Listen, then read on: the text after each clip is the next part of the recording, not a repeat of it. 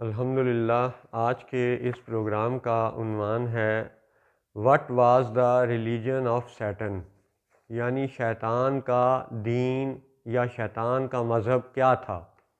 اعوذ باللہ من الشیطان الرجیم، بسم اللہ الرحمن الرحیم۔ الصلاۃ والسلام علیک یا سیدی یا رسول اللہ وعلی ازواجک و اصحابک و آلک یا سیدی یا حبیب اللہ۔ الحمدللہ لاہور شہر میں آج بروز جمعرات 23 نومبر 2023 عیسوی کا دن ہے۔ یاد رہے کہ اکتوبر 2023 میں یہ جو حماس اسرائیل جنگ کا فتنہ کھڑا ہوا، اس پہ ساری دنیا کی توجہ کا مرکز بنا یروشلم، اور پھر مسلمان آس لگا کے دیکھتے رہے مکہ کی طرف۔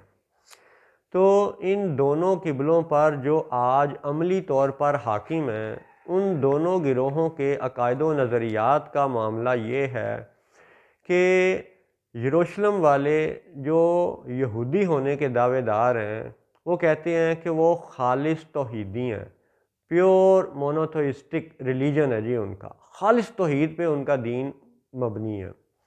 اسی طرح مکہ پہ جو وہابی قابض ہیں، ان کا بھی یہ دعویٰ ہے کہ یہ خالص توحیدی ہیں، یہ خالص توحید کو ماننے والے ہیں۔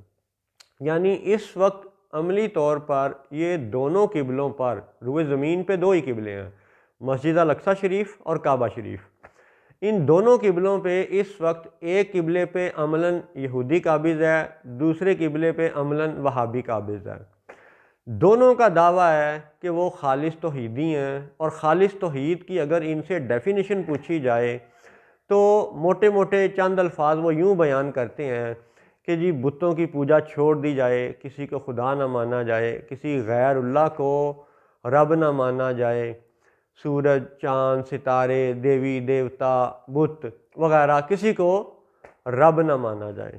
اور پھر وہابیوں نے اپنی طرف سے یہ ایک تعویل گھڑ لی ہے اپنے زاویے سے کہ جی قبر پہ جانا اور مزار پہ جانا یا قبر کو سجدہ کرنا یہ بھی شرک ہے۔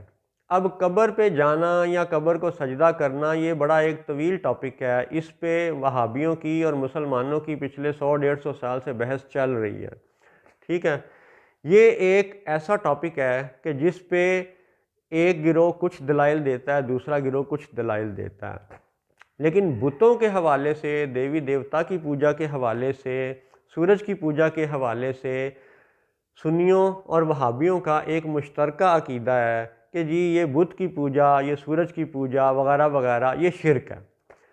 تو اب اگر ان سب باتوں کو شرک کے زمرے میں شمار کر لیا جائے تو وہابی خالص توحید کی ڈیفینیشن کچھ اس طرح سے بیان کریں گے کہ جب عقل انسانی اتنا شعور، اتنا کمال حاصل کر لے کہ وہ ان سب باطل خداؤں کے تصور سے بالا تر ایک واحد اللہ کو مان لے، ایک اللہ کو بطور رب قبول کر لے، تو وہ بندہ خالص توحیدی شمار ہوتا ہے۔ یہ ہے وہابیوں کی ڈیفینیشن، یعنی اللہ کو ایک ماننا، اللہ کو ماننا اور اللہ سے مانگنا، یعنی مدد مانگنا۔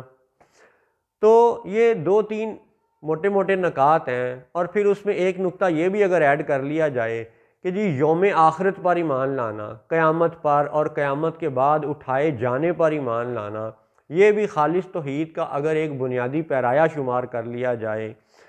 تو اب اگلی بات یہ ہے کہ وہابی اور یہودی دونوں سجدہ آدم کے واقعہ کو مانتے ہیں۔ اب آپ سجدہ آدم کی حقیقت پہ غور کریں۔ آج سن 2023 عیسوی ہے، آج ہمیں دنیا میں قبر بھی نظر آتی ہے، مزار بھی نظر آتا ہے، بت بھی دکھائی دیتے ہیں، سورج کے پجاری، ستاروں اور ستاروں کے پجاری، اور اسی طرح بچھڑے کے پجاری، یہ مختلف طرح کے لوگ آج ہمیں یہ نظر آ رہے ہیں، دنیا میں یہ باتیں موجود ہیں۔ لیکن جب حضرت آدم علیہ السلام کو سجدہ کروایا گیا تھا تو اس وقت کیا کوئی بتوں کی پوجا ہو رہی تھی؟ کیا کوئی بچھڑے کی پوجا ہو رہی تھی؟ کیا کوئی ستاروں کی پوجا ہو رہی تھی؟ کیا کوئی سورج کی پوجا ہو رہی تھی؟ کیا اس وقت کہیں پہ کوئی قبر تھی؟ کیا اس وقت کہیں پہ کوئی مزار تھا؟ کیا اس وقت کہیں پہ کوئی روضہ تھا؟ ایسا کچھ بھی نہیں تھا۔ یعنی شرک کے وسوسوں والی اس وقت کوئی کیفیت بات تھی ہی نہیں، اور جنت دوزخ پہلے سے تخلیق ہو چکے، جن اور فرشتے پہلے سے تخلیق ہو چکے، اللہ کا ذکر وہ پہلے سے کر رہے ہیں، اللہ کی ذکر کے ساتھ ساتھ تسبیح اور سجدے، یہ سلسلہ پہلے سے جاری ہے، اور شیطان بھی اللہ کی عبادت کرنے والا تھا، عابد تھا۔ تو اب اگر خالص توحید کی ڈیفینیشن کو یہ مانا جائے کہ اللہ کو ماننا، اللہ کو ایک ماننا، اللہ سے مانگنا یعنی اللہ سے مدد مانگنا، اور روز قیامت پر ایمان لانا، تو یہ چاروں بنیادی باتیں آپ کو شیطان کے اندر بھی نظر آئیں گی۔ مثلا شیطان اللہ کو مانتا تھا، ایک مانتا تھا، حتیٰ کہ جب سجدے سے انکار پر اس پہ لعنت پڑی، اور لعنتی ہونے کے بعد بھی اس نے قیامت تک مہلت کس سے مانگی؟ اللہ تعالیٰ سے۔ اس سے یہ معلوم ہوتا ہے کہ وہ قیامت کے بعد اٹھائے جانے والے اس معاملے کو بھی جانتا تھا، روز محشر سے وہ واقف تھا، اور مانگا کس نے؟ مہلت کس سے مانگی؟ اللہ سے۔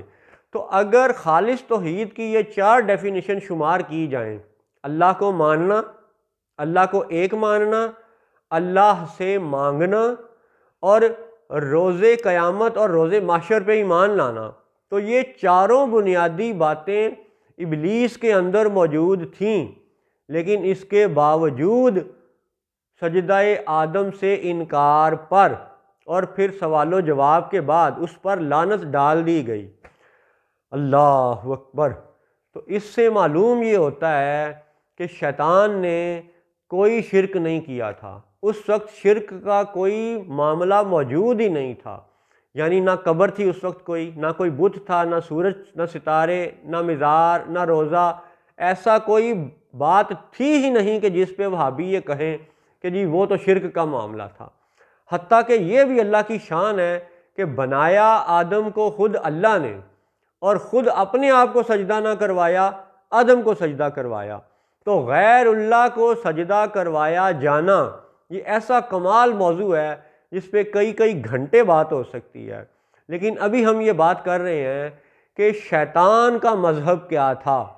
شیطان اللہ کو مانتا تھا، اللہ کو ایک مانتا تھا، اللہ سے مانگتا تھا، اور روز محشر پر ایمان رکھنے والا تھا۔ اس کے باوجود وہ سب سے پہلا لعنتی ٹھہرا، سب سے پہلے لعنت اسی پہ پڑی۔ اس کا مطلب ہے کہ خالص توحید صرف یہ نہیں ہوتی کہ جی اللہ کو مان لیا جائے، بلکہ خالص توحید کے کچھ پیمانے ایسے ہیں کہ جس کے حوالے سے یہ سمجھنا ضروری ہے کہ شرک کے معاملات کیا ہوتے ہیں، اور اللہ تعالیٰ جسے خلیفہ مقرر کرے، جس کے لیے انی جاعل فی الارض خلیفہ کا اعلان کرے، اس کی خلافت کے حقائق جاننا بھی خالص توحید کا حصہ ہوتا ہے۔ اسے سمجھنا لازم ہے، ضروری ہے، یوں کہہ لیں کہ فرض ہے، وگرنہ شیطان کے اس بنیادی عقیدے اور مسلک یا مذہب کو دیکھیں، اور ایک عام مسلمان اور ایک عام یہودی کے مسلک مذہب کو دیکھیں، تو پھر فرق کرنا مشکل ہو جائے گا، اور یہ فرق قائم ہی کیسے رہے گا کہ جب بندہ اس حقیقت کو سمجھے کہ شرک اور خلافت میں فرق کیا ہے۔ اللہ اکبر۔ السلام علیکم ورحمۃ اللہ وبرکاتہ۔